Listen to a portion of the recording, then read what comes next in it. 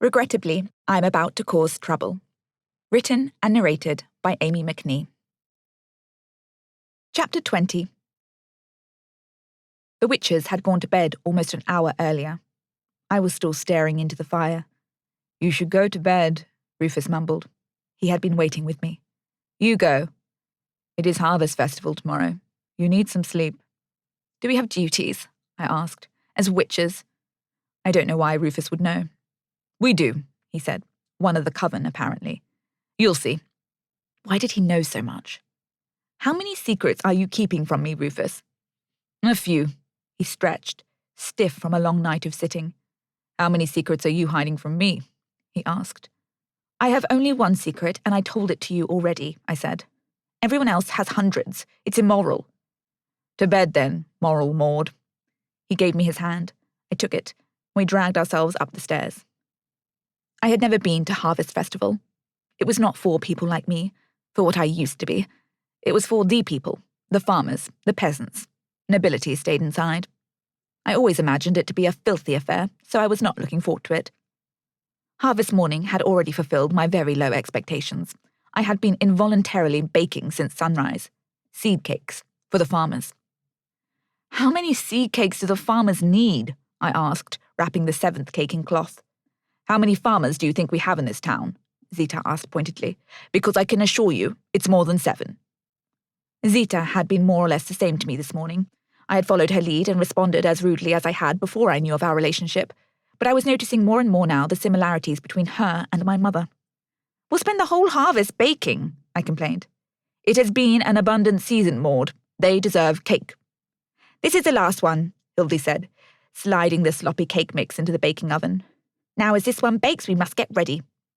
I put the warm cakes down on the table. Am I not ready? I had nothing else to improve my look. I had my woolen dress and my apron, and I had tied my hair back and put it into a bonnet. Hildy, face splattered with flour, was looking excitedly at Zita. "What?" I asked suspiciously.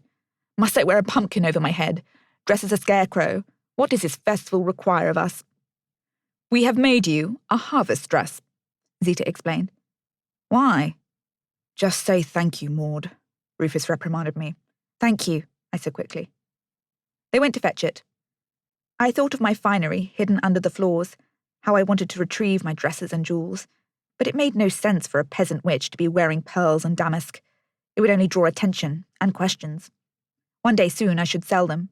The coin would be more useful than the ruffles. The witches came back with deep crimson material. I couldn't understand the cut from looking at it folded in Zita's long-fingered hands. "Thank you," I said, receiving the gift. "It will please us both if you would wear it to festivities today," said Zita. "You do not like my plain clothes?" "We just thought you might like another option," Hildy explained. I nodded. "Thank you," I repeated. I stood outside the shop in the sun. I was balancing on a wobbly cobble, waiting for them all. The dress they had made me was beautiful, simple, with no lace, but it was hooded. A thick, heavy hood that let me feel mysterious and powerful. Someone to be frightened of, for no one could see my eyes. I had let my hair out in all its curls, and even they were protected under the canopy of crimson. "Off we go," Zita called to the air, locking the apothecary behind us and passing me half of the cloth-covered cakes. We caught each other's eye. She seemed lighter, less severe. Perhaps the airing of her dirty laundry had lifted her spirits. "Morning, Mrs. Lambsbrough," Zita called to a regular patron who was walking in the same direction as we took. "Morning, Zita. Hildy." She stopped, eyeing me and Rufus warily. I relished in my anonymity and grinned up at Rufus from under my hood. "You love to be looked at like we are heretics or demons?" he asked, keeping his head low as we moved onto the high street of town. "It makes me feel powerful," I whispered, "like they fear me." "The thrill of being feared wears off." I didn't know what to say to that. Even in the ever-growing crowd, no one would come near Rufus or myself. It was like there was a magic circle drawn around us that none of the villagers could enter, a space for just Rufus and me. The local smithy was walking with Zita and Hildy. I eavesdropped on their conversation about healing bad burns. "Have you ever been to a harvest festival before, Rufus?" If he wasn't going to tell me his story outright, I'd have to get glimpses. "I've seen them from afar, but never been to one up close." "That was interesting. Have you?" I shook my head. "It's for the peasants." "And the witches," he added. We arrived in the market square, where we were quickly engulfed by the masses. Rufus towered above me. I stood close to him, not wanting to get lost or have, God forbid, someone knock a seed cake to the cobbles. He gently redirected an early morning drunk who bumped into me. I retreated into my hood. It was a fun sight. All the stalls in the marketplace were open and teeming with customers buying their harvest hauls. The four of us found a spot near the market cross. We stood on the step and watched the farmers bringing in their carts of produce. I could see them all now, entering from the other side of the square. The people began singing. Merry, merry, merry, cheery, cheery, cheery, trowel the black bowl to me. Hey, derry, derry, with a poop and a lerry, I'll trowel it again, he'd trowel it again. I craned my head backwards to see if Rufus knew the words, and my hood fell off. He was singing. Hooky, hooky, we have shorn, and we have bound, and we have brought harvest home to town. The farmers were dressed as lords, albeit, to my trained eye, not very wealthy lords down on their luck. They were adorned with foiled jewellery and sported hats stuffed with magpie feathers. But they were all holding themselves with the pride my father himself felt in his position. It was a wonder to witness. The crowd cheered for them and handed them bits of money and food. Hooky, hooky, hooky! The people had stopped singing and were now chanting this one single word. I could do that. I joined in and felt my heart and soul swept up in the feeling of unity. These people were so grateful to these lordly farmers who had toiled all year to make sure we were fed. Hildy and Zita had been separated from me and Rufus by the swelling crowd. Hildy waved at me, trying to get my attention. Give the farmers our cakes, she yelled over the crowd. I nodded, pulling Rufus down off the step and towards the witches. We need to put our hoods up. These women loved to fuss. They disappeared into the folds of the material. We looked like a coven laden with cakes. Rufus walked in front of us, guiding us to the front of the crowd. The nearest fruit-laden cart pulled to a stop as he saw us. The dishevelled-looking farmer looked at us blankly, his eyes lingering on Rufus. Hildy leant towards me. Best to give him a bit of witchy advice with your cake. What? For the love of all things holy, could they not have told me earlier? Zita stepped forward. I watched her, taking note of what I was supposed to do. I couldn't hear what she was saying. She handed the farmer her cake and... Then what? What was she saying? A swarm of bees had erupted from their hive and were buzzing around my guts. Rufus had resumed his position behind me. He put a hand on my shoulder. That farmer kept moving, and we waited for the next one. Hildy moved forwards. She bowed lower than Zita had. Should I bow that low? And then she gifted the man with her cake and her words. The next carriage was coming. This farmer was extra bedraggled. Be witchy, witch, healer, astrologer. What was I? A reader, a charmer. This was ridiculous. I turned to look at Rufus. He nodded at me. What are you nodding at, Rufus? Why am I so nervous? Gently, he turned me around and pushed me out into the path of the cart. The farmer stopped. His lordly clothing was made from sewing little bits of foil onto an old cape. I smiled at him and bowed my head, presenting him my seed cakes with shaking hands. In gratitude, I whispered. The farmer took them silently and gave them to his boy sitting on top of a bunch of pumpkins in the cart. Then he turned back, expecting something. You are Maude, he said, before I had summoned the words. Toad-spotted fuck, he knew me. He knew I wasn't dead. You're the charmer, he added. I swallowed and nodded. Can I serve you with my gift, my lord? His back straightened and chin rose at the reminder that today he was noble. I am widowed, he said. Then he lowered his voice. I had to make my costume by myself. He indicated the bits of foil sewn inelegantly to his person, clearly embarrassed. My heart wrenched for him. I touched his shoulder. You look Hampton Court ready, my lord. He blushed. I've been hopeless since she passed, and the boy, he needs a mother's love. The seed cakes you have just given to your son, I began. Share them with the woman who is sitting in your heart right now. The woman? He said, brow furrowed. There is one who resides there, no? Please, please, please have a crush. He took a moment. Yes, there is, he admitted. There always is. Go to her. With the seed cake, share it with her. The cake is charmed. Verily, the cake is charmed. I nodded, smiled, bowed, and then backed away. Fuck, am I a fraudulent, deviant scammer? We backed into the crowd and I ripped down my hood. You could have told me I had to give them a witchly gift, I snapped. Looks like you did just fine. Hildy took my hand and we began walking out of the crowd. Are we to go home now? I asked. How many more cakes have we? I looked down at our hands. A fair few more. We go when we have given our gifts. We walked up the high street. I was excited to return home. Rufus and I had surreptitiously saved a cake for ourselves, and Zita seemed in a good mood. I wondered if she might tell me other stories about my mother. I fell in step beside her. She didn't stiffen or walk away. I needed to say something. I'm sorry if my presence reminds you of your pain, I tried. Is Rufus hiding a seed cake under his coat? Aye, I confessed. We shall have it with butter when we get home. I threw a relieved glance at Rufus, who was walking behind me.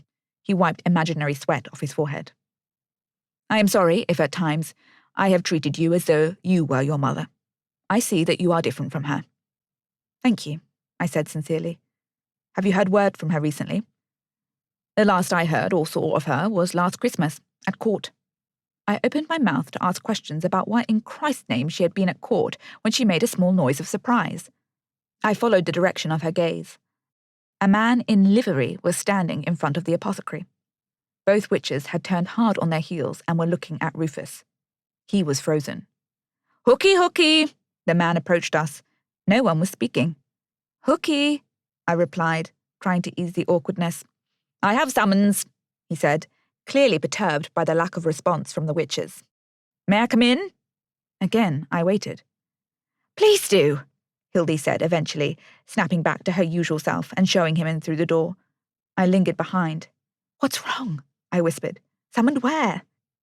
I was beginning to panic, but they were ignoring me, talking only to each other. Rufus looked like he was about to fucking peg it down Sheep Street, but before he could do so, the small man was at my side, peering up at him. Reasonable? I looked at him. What's reasonable? Reasonable, black man? Rufus made a grunting noise. He nodded slowly. His Majesty thinks you're dead, you know. I looked to Zita. She pointed into the kitchen. Let's make our way in here. I'm sure we all need something warm to drink. Indeed, Zita, my hands are stiff from the cold, said the guest. We can't have that. Zita pushed open the door. Why did he call you a reasonable black man? I whispered to Rufus. Because that is my name, he whispered back. What? Sit, hissed Zita. Hildy had the kettle on the fire, and she looked nervous. Had this man come to put the witches in prison for their marriage, perhaps? My eyes were flickering between the four of them, trying to divine the truth. We all sat down around the table. Forgive me, I'm not familiar. You are? The messenger cocked his head at me. I'm Maude. He waited for more of an explanation. I'm a new wise woman who resides here. Oh, I understand. I expect you will be part of the summons too. I looked at Hildy. She avoided my eye. What was the summons to? A trial? Had we been accused of malfeasance? The messenger got out parchment. I'd never seen such an adorned piece of paper. Gold lettering curled its way up the side of the parchment, and red and blue ink had been used to write what I could only presume was our death sentences. He'll be expecting for the full 12 days, of course. He paused, looking at Rufus. I want to know you're well reasonable. He needn't know about this, Thomas, Rufus muttered. Thomas shook his head. It'll mean my neck if I keep it from him. Surely he'll only be pleased reasonable. What if he takes my neck for my deceit? The messenger shook his head disbelievingly. Oh, that's nonsense. I'll tell him you're coming with the witches. Don't, Rufus said, his voice sharp and very deep. I'll come. Don't tell him, but I'll come. If I don't show up, you can inform him. The man took a moment, but then nodded. You better show, he said threateningly. I will. He hung his head, annoyed. Is this all clear, good women? The man looked at Hildy and Zita, who were perusing the summons. Just like last Yule, Hildy nodded. We are honoured and cannot wait to return to the king's service.